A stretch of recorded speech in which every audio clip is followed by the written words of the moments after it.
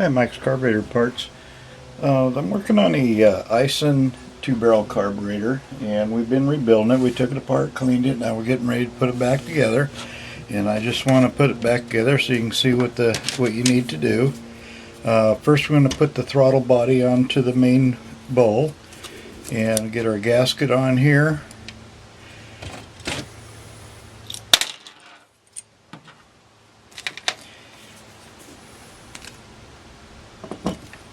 Goes on just like this. You have two big screws that go in it. One is got a hole through it that goes on the float bowl side, and the other one on the other side.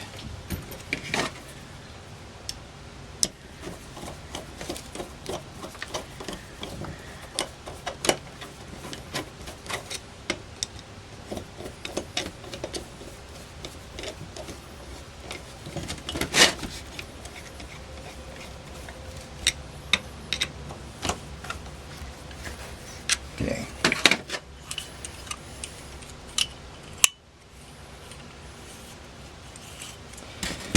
Alright, got the main power jet right here. We got a new one with this kit, and takes a 9mm socket. There's no gasket on it, so don't put a gasket.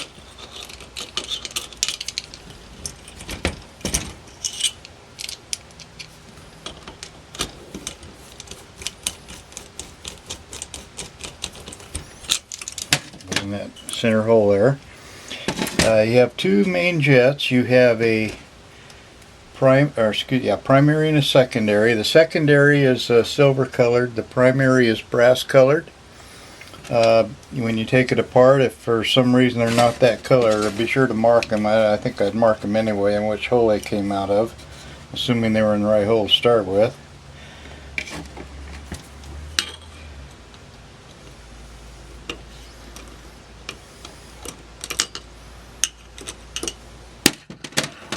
Get it lined up in there. So this is the whole secondary over here on this side.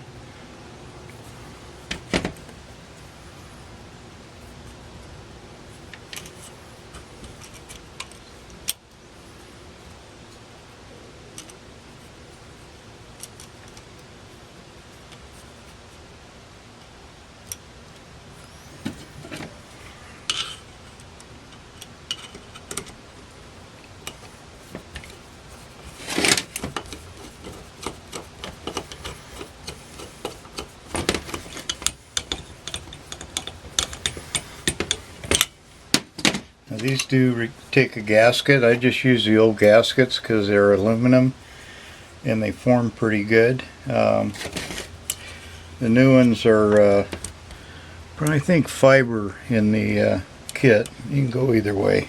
Just get one that fits the best. And as I said, the brass colored one goes on the primary side, and that's right here.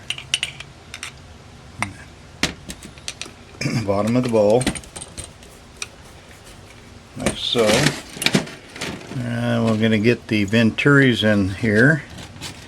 Venturis can only go on one way. You can't get them mixed up. And get the gasket in there. Let's see.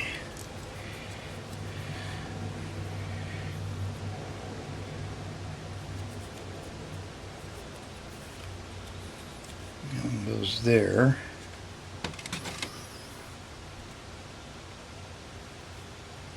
This gasket on this side. Watch your gasket, be sure they fit flat. Sometimes you have to trim them. Okay, that goes on that side. Like I say, you can't get them switched. There's a lot of small holes. Some of these things here and here. Be sure they're nice and clear. Blow through them. You got to feel air through them, and the same goes with all the holes in the carburetor body itself, especially the vent holes.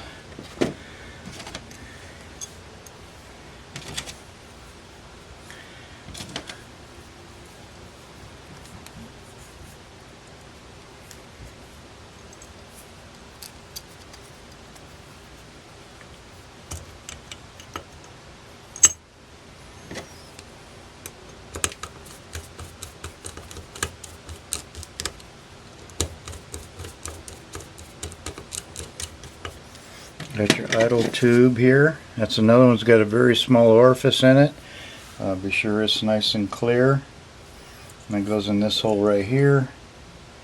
Takes a very skinny screwdriver fit down in there.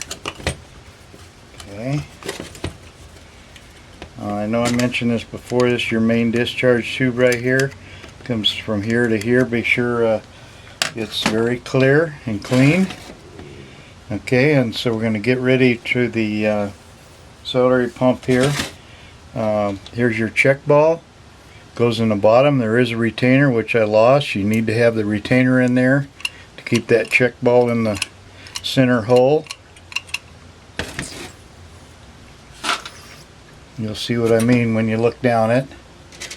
And a little spring goes in there. And then we got our bigger check ball here. It goes in your main discharge, along with a where'd it go? Here we go. A little check weight here with a hole in the center of it. Probably weighs less than a gram if you have to make something. Sure weighs less than a gram, and it's got to have enough room to lift up, just like a 32nd to a 16th of an inch. And what happens is the pressure of the gas, when the accelerator pump is pushed down, it pushes fuel up through here, pushes that check ball and check weight up, and then squirts out of this little hole here. And that's how you know if it's working. If you pump it and it squirts out, you're okay. Okay, let's see. Alright, so that part's in there, that part's in there. Put that aside for a minute and work on this one, the top. And I forgot this here. This has a little screen in it. This is your clean out hole. It's important to have it. I got it down in there. Important to have the screen in there. If you don't have a screen, make sure you got an inline fuel filter on it.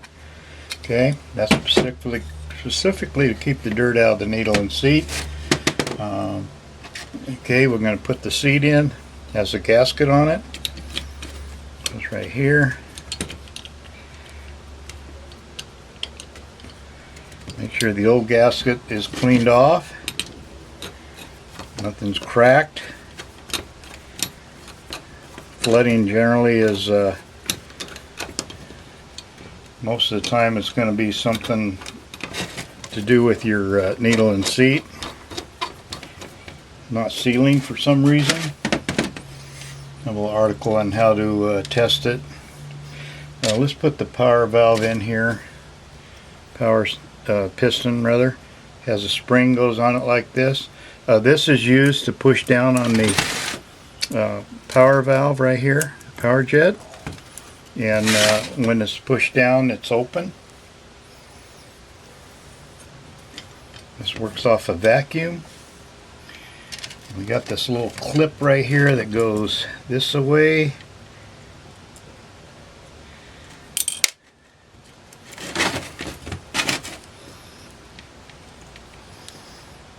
If you lost the clip, stake it around here a little bit so that it doesn't pop out.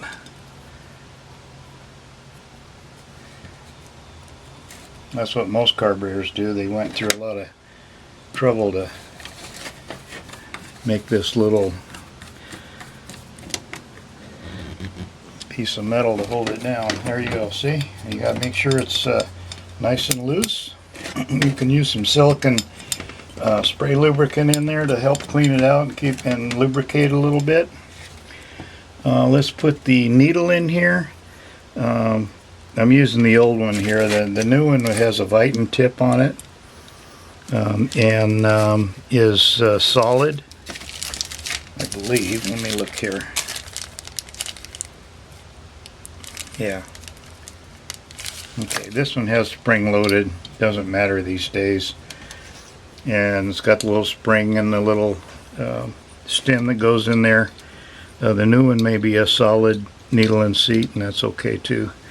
Just like it so. I weighed the float. I'll have to look it up again to see what the weight was. I don't recall, but that's the only way you can test these floats, to see if they have any fuel in them. Some are solid. Let's see, this may be just an empty plastic one. Okay, we got our little pin that goes on here. When you adjust this thing for this is adjusted here for float drop. These are bent, and for float level, this one here is bent, this little lever. And we'll get to that in a minute. I'll probably have to put the gasket on.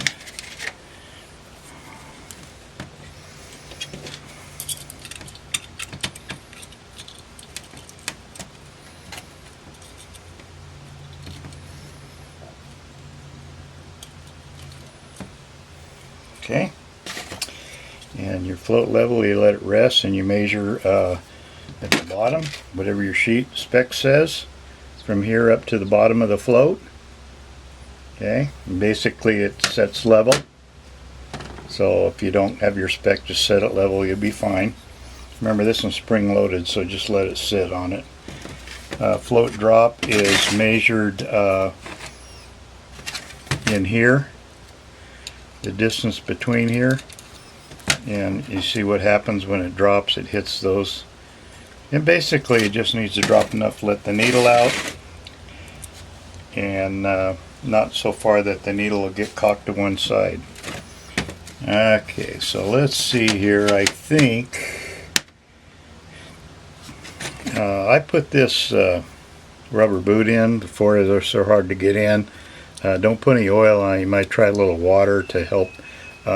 It's pretty self-explanatory how it goes in there. But that's a dust boot for your accelerator pump. Which reminds me, accelerator pump right here. Put a couple drops of oil on the leather. Not too much. Don't soak it. And when you put it in here, make sure it doesn't get rolled up, which is easy to do, like so.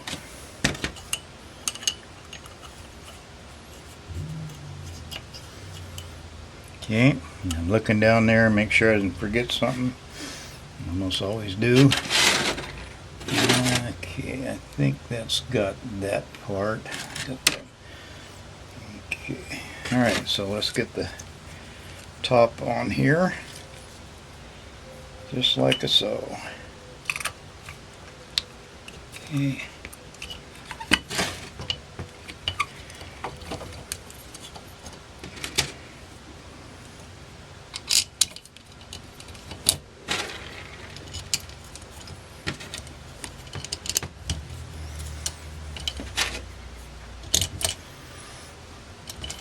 Let me get a couple of screws started here so I can hold the top on for a minute.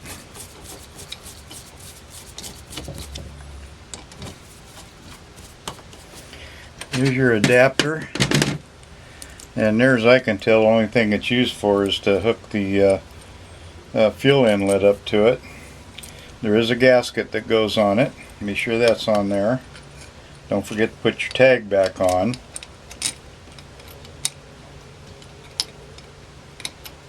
A lot of rebuilders will leave the tags off, and there's a reason they do that. That's because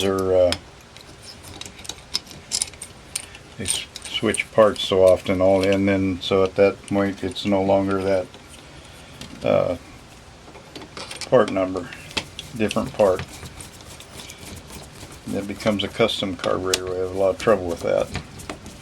People trying to buy kits, and the carburetor's a hodgepodge of parts. Okay. So with the age, it's you can no longer. I mean, you got to go by your carburetor number when you buy a kit, but that's no guarantee either. That's just something we have to live with. Hope for the best. Generally will work out. Okay, there we go. Alright, so then okay, we're going to put the accelerator pump arm on here. I tried this before and had to stop the video because the accelerator pump wasn't acting right, and sure enough wasn't going up and down like it should. I took the top off and made sure it was catching on something, so that's something you want to be aware of. Be careful with your pump. Okay, now it's going up and down like it should. Okay, and let's see, where's the spring? So there's a spring that goes on here. This little arm here I put on the bottom hole. Again, look at your specs on which hole you should put it on. Let's see if that actually, okay, it doesn't tell you on here. Okay, yeah. Like I say, that's why you take pictures before you take it apart. Okay, so the spring goes on here, and then the arm goes up through here, like so. Okay. Now that's acting like it should. See the pump going up and down? That's what I was having trouble with. Alright, there's a cotter pin that goes in here in the top. Stick that in there.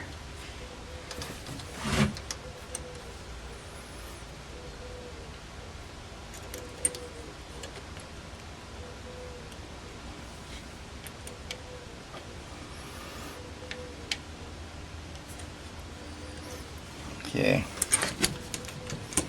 Alright, so now that's operating like it should. Okay. Okay, got our choke arm here to put on. The hole goes on the top. There's a little hole right here that goes on top. The bottom I put in here like this from the back. Turn it up. Goes in this hole on your choke lever, like so. Okay, and then you got a little cotter pin that goes in the hole. That's what holds it in. It's like so. Okay. Okay, and then we put our ASS valve on, it's called. Not quite sure what it does. I'll have to investigate that. I got my gasket on here, and it goes on like this. Okay, and this one going here on the inlet, and there is two gaskets. There's my two screws. Let's get them started. I'm not going to tighten it down quite yet.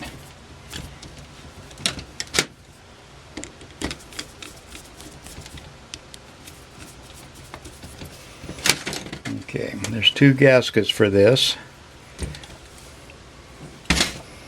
Had two a second ago. Okay, there's one there. Copper. And here's another one that came in the kit. Alright, it goes on the inside. Just like so. This is called a banjo fitting. Again, all these parts like this banjo fitting are just hard to find. So you have to find you a donor card maybe if you lost it or damaged it.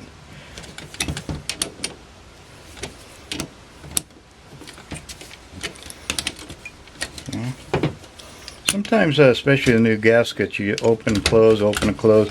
That kind of helps seats that gasket. And if you have trouble with it leaking and all said and done, get some Permatex anaerobic, it's called, and put a little bit on each side of the washer, and that'll usually seal it. All right, so I think we got to get the idle mixture screw in it. And we're going to put it in the idle mixture screw hole as soon as I find it. Where did it go? There it is. Okay.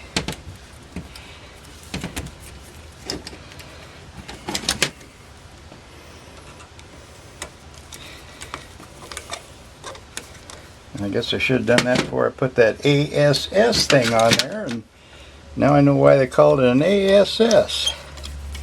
Anyhow, we're going to turn it down gently until it seats, and then we're going to turn it out in about a turn and a half, 2 turns. And that's good to start. When we're done, put it on the car, get the car warmed up and all that.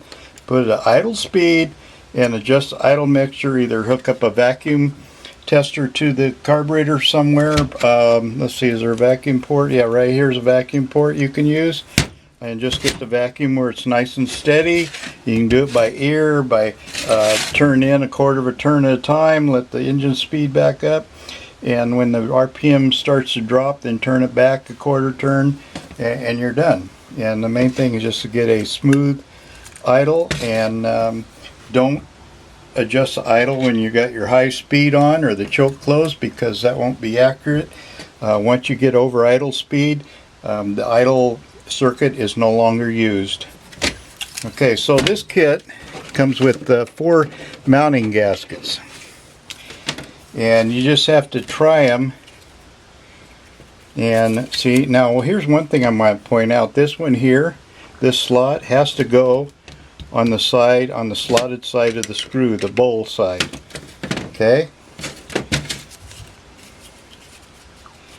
and actually if it's covered, it won't be totally bad because you got a slot right here that's going to feed it anyway. Don't worry about this hole in the middle. That'll be covered like that.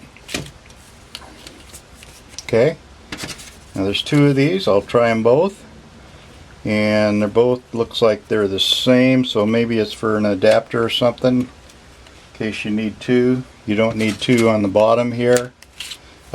Run a flat file on the bottom of your flange here to make sure it's flat. And I can see my ASS valve isn't in there quite. It just needs to be tightened down and getting the hole better. Okay, so that's it. That's the Aisan put together. And I did forget 2 screws. That goes in this way through the throttle body. No big deal. One there. One on the other side. And I'm going to have to loosen up the...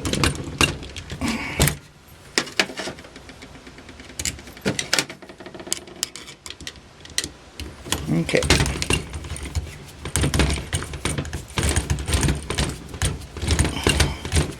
There we go. Alright. So you want to make sure all your linkage is not bent up and working. Don't take this linkage apart unless you got a good reason to, because they're a bear to get back together and to do it right. So that's what it looks like.